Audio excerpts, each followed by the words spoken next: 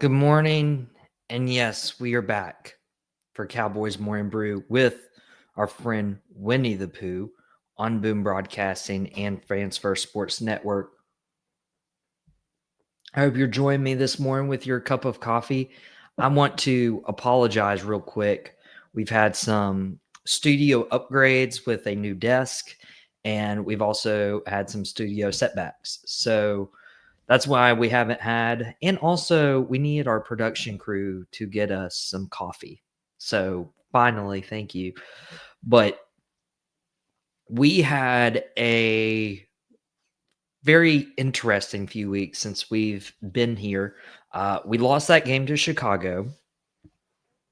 We lost the game to Chicago, and it looked doom and gloom. And we were the worst defense going into that Green Bay game. Micah's return game. I got an article out on Pro Football Insiders for that. And we ended up taking the Green Bay Packers to a tie without CeeDee Lamb, without Tyler Booker. We took the Green Bay Packers to a tie after we gave them our best player. And many people would be surprised at Dallas even being 1-2-1. But then we had the Jets. And this Jets game, everybody looked, and the Jets hadn't won at all this year behind new coach Aaron Glenn, who a lot of people wanted Dallas to go get as opposed to Brian Schottenheimer. And I'll be honest, if you ask me, Aaron Glenn would have been a great motivator of men. But with the Cowboys stepping in with all the injuries they had, Malik Hooker gone to IR, CeeDee Lamb out. The Cowboys were missing 4 of their 5 starting offensive linemen, and you can make a case the only starter on that offensive line this week was their worst one in Terrence Steele. And somehow, some way, the Dallas Cowboys won 37-22 on the road against the Jets. I told people this was a trap game. Justin Fields, a dual threat quarterback. Breece Hall can run the ball. You have Garrett Wilson, and you had the 32nd best defense in the NFL. There are 32 teams in the NFL. They were the worst defense coming into today. And the Cowboys were able to actually hold their own against the Jets, only allowing 3 points in the first quarter and never allowed a touchdown until the fourth quarter when this game was all but over. And I want to touch on the defense. Don't get me wrong. I want to touch on the defense. But I can't start without saying this offense, this number one offense, is the reason why this team is not 0-5. And they're not in the same boat as the Jets and first-year coach Aaron Glenn. This offensive line blew me away. Again, you have Terrence Steele starting at right tackle. You have Brock Hoffman starting at right guard in place of your first-round pick, Tyler Booker. You have Cooper Beebe out at center. So, of course, you got TJ Bass. And then you also have Tyler Smith, who is active, but he's hurt. So he sits for Hakeem Adeniji. And then you have your starting left tackle gone, and you're going to play him. You're going to play Nate Thomas instead. And the Cowboys, if you asked me what they would do, and they were able to hold their own against guys like Will McDonald, guys like Quinnen Williams. And the Cowboys only allowed 1 sack for a loss of 1 yard. And if you compare that to the defensive side of the ball, they sacked Justin Fields, a dual threat quarterback who can run away from defenses and did it all the time in Chicago and Pittsburgh. Justin Fields got sacked 5 times for 49 yards. And a lot of this is possessions. Can you back them up to where they have to gain extra yards to get a first down and continue drives? And the Cowboys kept themselves in front of the sticks, and to only give up 1 sack for a yard with 4 backup offensive linemen, kudos. I could not have asked for a better game offensively, because we all know when you have big players miss on the offensive line, there's continuity and there's cohesion that is messed up. But it wasn't the case here. And you also had CeeDee Lamb miss in this game. And a lot of people were concerned about George Pickens coming in for 1 year and playing on this deal, the last year of his deal. And George Pickens was kind of the number 1 guy in Pittsburgh, but didn't make that big of an impact. And they knew that CeeDee Lamb needed somebody to take pressure off of him. So they make the deal for George Pickens. And now Lamb goes down. And you're playing the likes of Sauce Gardner this week. And George Pickens, 2 catches, 57 yards, a touchdown. Jake Ferguson has resurged, perhaps the best fantasy tight end in the NFL right now. 7 catches, 49 yards, 2 touchdowns on 9 targets. But somebody else got 9 targets. And George Pickens, I'll be honest, he only had 4 targets this game. He should have had more. But Dak Prescott found the hot hand, and it was Ryan Florney. 6 catches on 9 targets, 114 yards. This is a guy who's just been on the practice squad, been inactive for game days. And with CeeDee Lamb out, with Kevontae Turpin out, he was the next man up. And you could see a transition where Dak Prescott trusted Flo more than Jalen Tolbert, who posted 0 points or 0 catches, 0 yards on 1 target. Believe me, we haven't seen the last of Flo. Maybe Lamb comes back next week. Maybe Turpin comes back next week. Maybe they don't. Maybe they're back after the bye and we don't see Flo for a while. But this random wide receiver from Southeast Missouri, a 6th-round pick last year, is making plays. And he had a really great coming out game, and hopefully he can build on that and continue to grow, because this is the year for second chances. Now, Flo didn't catch a touchdown. Pickens did. Jake Ferguson caught 2. But the running back, Javonte Williams, caught a 4-yard touchdown pass.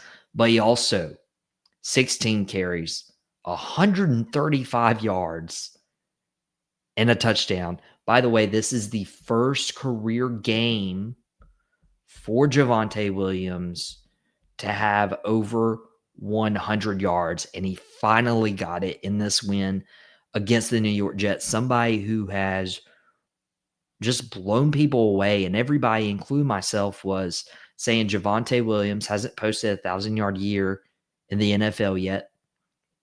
Cowboys draft a speedy rookie in Jaden Blue, and it's only a matter of time for Blue to take over Javonte's starting spot, but it is secured. Javonte is not going anywhere. A season high 8.4 yards a carry this past week. But he's averaging 5.7 yards a carry. Now, we will talk a little bit more about Javonte and deciding on him versus Rico Dowdle, who had a big game for the Panthers, and the Cowboys play the Panthers in Carolina this week. But Javonte, he's that dude. And all of these pieces are working together to help Dak Prescott lead the number 1 offense in the NFL and post up a MVP caliber season. 127.4 passer rating, 18 of 29, 237 yards, and 4 touchdowns for Dak Prescott. Dak is exceeding all expectations and more. And well-deserving. well deserving for Dak Prescott and all the work he is doing, because Dak is the man right now, and he's showing why he is the quarterback of America's team, the Dallas Cowboys, that he can lead his team to where they were expected to be blown out by the Packers, lead them to a tie, only to come back on the road and put together a dominant performance, allowing the Cowboys to win 37-22 on the road against a desperate New York Jets team, missing all those guys on offense. But the real questions were on defense. And after a quick coffee break and after a quick commercial break, we're going to break down the defense and two unexpected people to make it big for Dallas.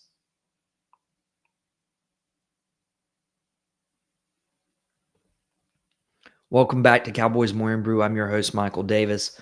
Boom Broadcasting and Fans First Sports Network as part of the Star-Studded Cowboys Network. I'm dressed for work today, going to head to work here soon, but we got to talk about this defense because this defense finally showed up to work. Now, we did have an injury to Jack Sanborn during this game. It looks like he has a concussion, and who knows, linebackers, NFL football players with concussions needs to be taken seriously. Linebackers in particular need to be taken seriously. Jack Sanborn, 4-year pro out of Wisconsin, came over because he had experience with Bears defensive coordinator Matt Eberflus. You see it all the time where coordinators bring over players who might be lower on the depth chart at their previous team so that they can help implement a system as other players catch on. Well, Jack Sanborn left the game with concussion. In comes Shamar James. Now, we were seeing some play out of Kenneth Murray, who had 5 tackles. We had some plays out of Maris Leofau, who had 4 tackles. And then you had Shamar James leading the team this past weekend with 15 tackles. He's a 5th-round rookie. And I was very surprised when we got him from Florida in the 5th round. I thought he was good enough to be a 3rd-round pick, but that is not where the cards fell. And I was very, very, very impressed with how he played when he was the next man up. And he shot over that depth chart from Damone Clark. Kenneth Murray might be in trouble. Jack Sanborn might have lost his starting job, but now you have to play Shamar James. If you have that type of game and you saw how quick he was on the field, he had 5 tackles last week against the Packers. But to have 15 tackles and 8 of them solo, he had 8 solo tackles in this game. Because these can start piling up when you're adding more and more. But to give you perspective, Wanye Thomas was the second lead tackler with 10, and then Donovan Wilson with 8, and nobody else had more than that. So for Shamar to have 8 tackles by himself and 15 total, it was huge. And Shamar James has earned more playing time. And somebody else who has earned more playing time, James Houston, this past week, had a really, really solid game. 3 tackles, 1.5 sacks, and a tackle for a loss, and 2 quarterback hits. What's particular about this guy comes from the Lions. He comes from the UFL, and he has 3.5 sacks. He has 3.5 sacks right now in the NFL. And what I mean by the NFL, I mean this season with the Dallas Cowboys. And then you look at the guy who we traded away, which I will never say that was a good trade because it wasn't. We should have never traded Micah Parsons. But if you want to compare Micah Parsons and the amount of sacks he has this year so far, are 2.5 sacks and 8 tackles across 4 weeks with the Green Bay Packers, including that game against Dallas last week where he should have been motivated to get to Dak Prescott a lot more. I'm not saying the Micah Parsons trade was good.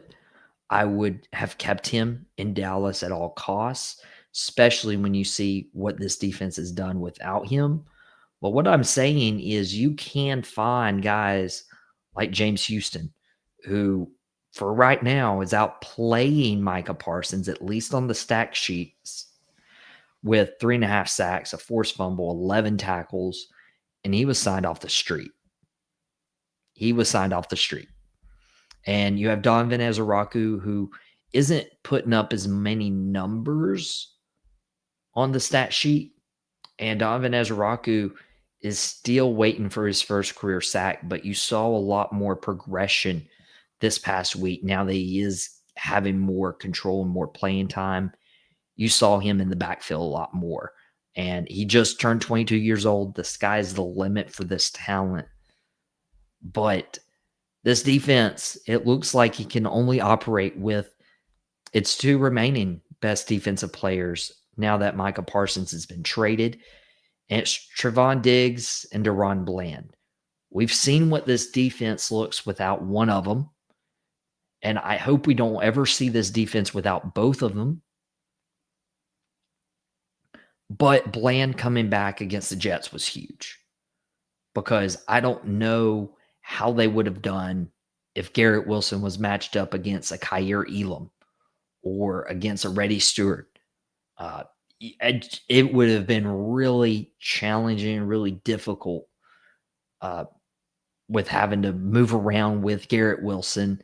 And the Jets could have had their way. But with Bland and Diggs holding that secondary down, they work as a pair, which is why I was all for the Cowboys trying to go get Stephon Gilmore, who remains unsigned.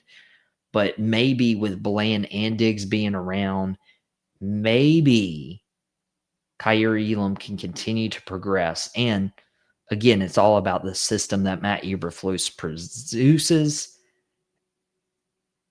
And this needs to be a man-to-man defense. We don't need to be a zone team. And Eberflus needs to understand his personnel, because I'll tell you why the Cowboys are 2-1 right now. And that is Brian Schottenheimer.